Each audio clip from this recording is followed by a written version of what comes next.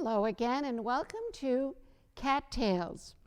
The story I'm going to tell you today is just a fun story called Nine to California. But before we start, I want to mention that between 1850 to 1890, the usual way to cross the country was by stagecoach. Sometimes we think that stagecoaches only took us across the West. That's not true.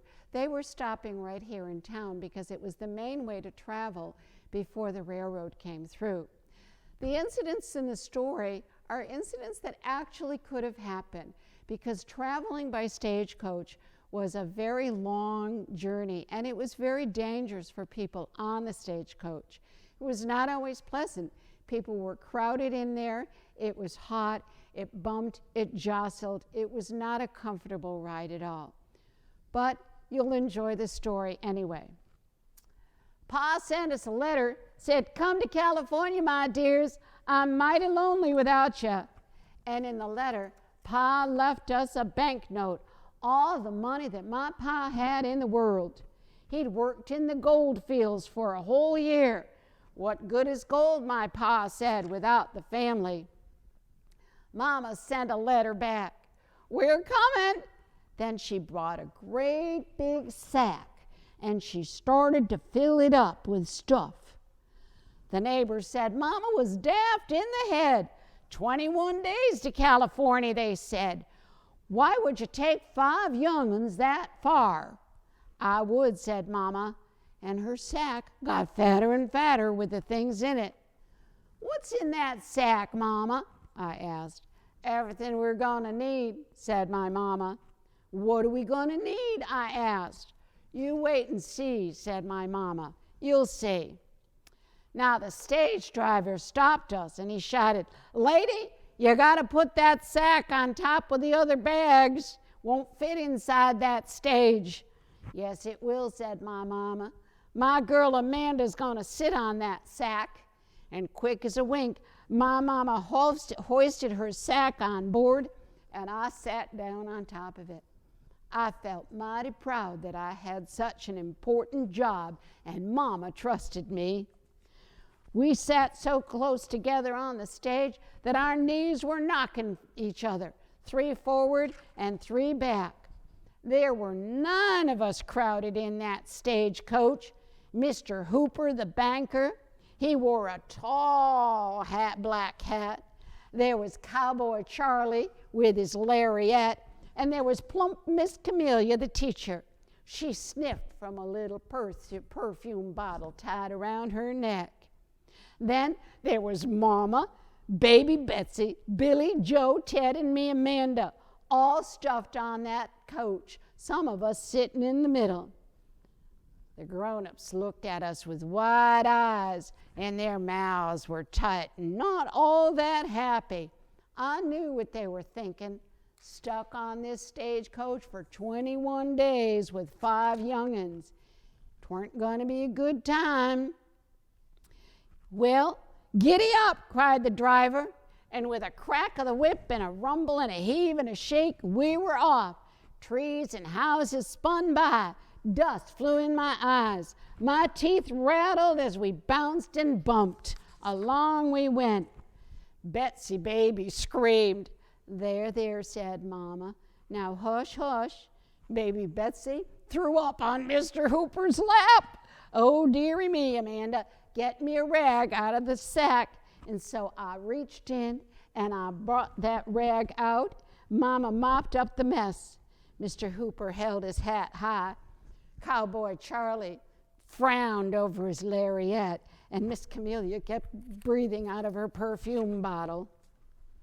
Brother Billy brought his whistle, and he began to toot on it. "Tweet, tweet, toot, toot," went the whistle. Mr. Hooper twirled his hat, and he told Mama, "My good woman, that whistle should have been left at home." Mama took the whistle, and she tucked it in the sack. "We'll see about that, Mr. Hooper," she said sweetly.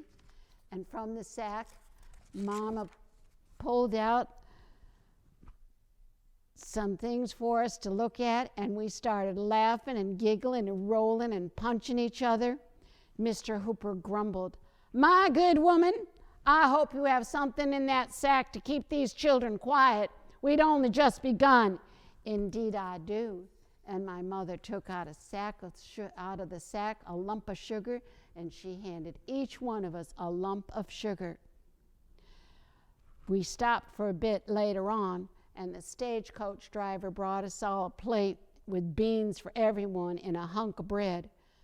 Mama sat us all down and said, "Eat!" She said. "I hate beans," yelled my brother. "You're going to like them by the time we get to California," my mama said. "Now you eat up." "What's for dessert?" I asked my mama. "Prunes. You're going to get prunes." "Amanda, go get him out of the sack." Now back in the coach, my tummy felt funny with the beans and the prunes acting up. We giggled and we gurgled and we made faces and we made funny noises. Mr. Hooper glared at my mama and he said, "My good woman, can't you find something better for those children to do?" "Oh, yes, indeed," said my mama, and she turned to all of us and she said, "Children, plants." Well, yes, indeedy, Billy, Joe, Ted, and I, we mentioned all the plants that we could think of. We named all the animals, and we named all the birds, and we named all the presidents, and we named all the states, and we named all the oceans and the countries in the world. Mr. Hooper fanned himself with his hat. "My good woman, don't your children ever stop talking?" "Yes, they do," said Mama. "Let's sing." And so we sang every song we knew. We sang in English, we sang in French, and then we sang in Pig Latin. And baby Betsy just said, "Wah, wah, wah." Miss Camelia's face got red and she said, "Children should be seen and not heard." Night fell. "How much longer?" I asked Mama. "How much further?" "Only 20 more days," my mama said. "Now go to sleep." So we slept in the stage, jostling and bumping into each other. In the morning, I felt all scrambled. I looked out over the prairies and I saw endless seas of grass and wind. And the long hours moaned by. I was so bored I thought I would die. All day long, I waited for something to happen. And it did. The sky went black. Jagged streaks of lightning crashed overhead. The horses shrieked and the coach lurched and it was hit by a bolt. Icy rain came down in a sudden flood. Hailstones the size of turkey eggs pounded the coach. "We're sinking in the mud," said the driver. "Everybody out and push." So we all got out. And we heaved, and we pushed, and we pulled, and we heaved until it got unstuck and on its way. Back inside, we smelled like wet cats. Miss Camelia fluffed her hair and touched the perfume onto her curls. Mr. Hooper tried to reshape his hat. Cowboy Charlie wrung the water from his lariat. Everybody sighed, and baby Betsy cried. Mama nodded toward the sack. "Nothing warms a body like a hot piece of licorice," she said. I reached in and I brought out the licorice and we shared it with everyone. Mr. Hooper, Cowboy Charlie, and Miss Camelia all smiled a little bit. The days dragged on. We ate beans and we ate bread and we ate prunes. And we liked them no better than when we started. The long road never ended. I wished for something to happen. And it did. From far off, we could see these brown, shaggy beasts like a big brown stain on the prairie. "Buffalo!" yelled the driver. "Look out!" The shotgun rider turned and he began to fire over the heads of the buffalo. Thousands of buffalo were headed right toward our coach. We heard them roar. We smelled their smell. The coach was moving like a leaf in the storm. Mama pulled out the sack. "Pepper!" she cried. I reached for a jar of red pepper, and I gave a handful to everybody. The buffalo came closer and closer and closer. I could see their flashing eyes. Now, yelled Mama, and I shook the pepper right in the nose of the first buffalo. It made a huge sneeze, a huge snort, and the buffalo turned away from the coach, and all the others followed. They left our wagon standing still and safe. Days dragged on and on. Nothing changed. Nothing changed but the sky full of color. I waited for something to happen, and it did. Two men stepped out in the road in front of us, and they had masks on, and they had pistols out. "Give us your gold and your silver and your jewelry," they said. Mama rounded her mouth and blew toward me. I reached in the sack.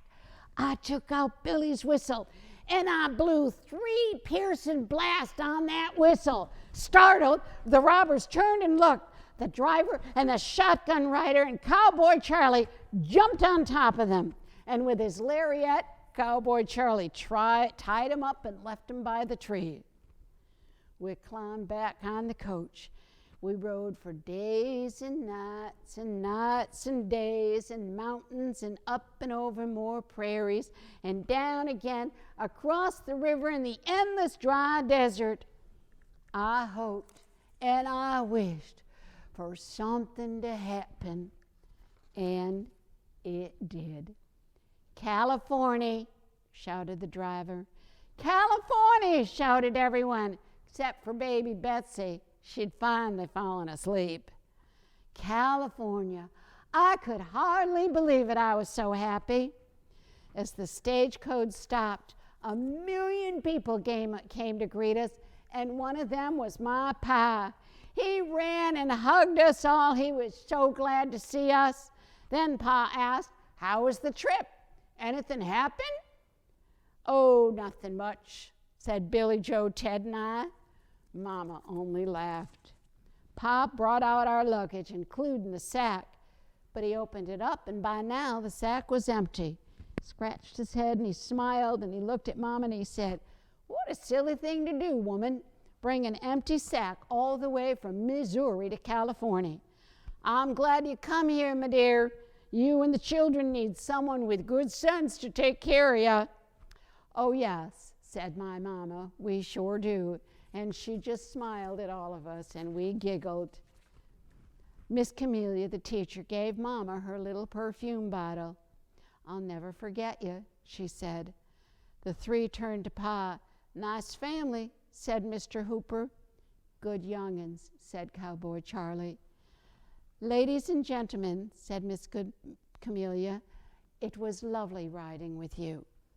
Billy, Joe, Ted, and I kept our faces straight. We didn't dare laugh. Mama folded up the sack, and we headed home. When we were settled, Mama and I stuffed the sack full of goose feathers and left it on our bed. And on wintry nights, we'd all lay there, pretending that we were on our way to California, rocking and swaying in the stagecoach, bound for home again. The end. Thank you very much for listening to this story. You might find a map. You might find Missouri on your map and locate Missouri and then California. Remember, it took 21 days to get there by stage. That's a very long time to be locked up all together. And yes, the things that did happen, although they were silly in the story, actually did happen to stagecoach riders. They were beset by buffalo.